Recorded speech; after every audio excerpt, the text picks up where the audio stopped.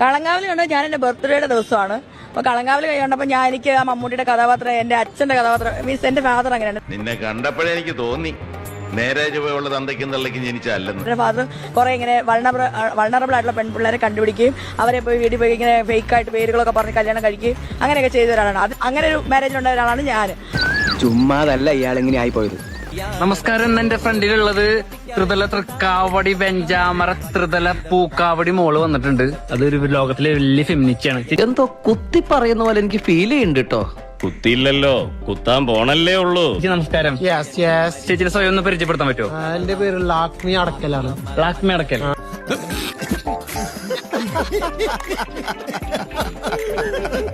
ഞാൻ പറയുമ്പോ ലാക്മി അടക്കൽ ആർക്കെന്ന് പറയലല്ലേ. ചേച്ചിയുടെ ഔട്ട്ഫിറ്റ് ഒന്ന് പറയാൻ പറ്റുമോ? ഔട്ട്ഫിറ്റ് എന്ന് പറയുമ്പോൾ ഇത് മൊത്തം 150 രൂപയുടെ സാധനം, 200 രൂപയുടെ സാധനം, കൈമുള്ള അതൊരു 1 ലക്ഷത്തിന് അടിച്ച ടാറ്റാണ്.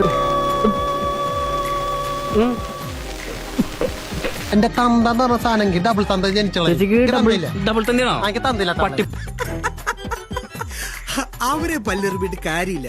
ആരാണേലും ചിരിച്ചു പോകും. പണ്ണി പിന്നെ പൂച്ച പണ്ണി പിന്നെ പട്ടിയും പൂച്ചയും ചേർന്ന് പണി അങ്ങനെയാണോ? അങ്ങനെയും പറയാം.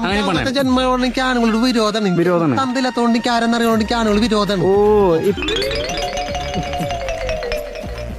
ഒരാണ് മരിച്ചില്ലേ, മറ്റേ ഒരു പെണ്ണ് ബസ്സിൽ എന്തോ പ്രശ്നം ഉണ്ടാക്കിട്ട്.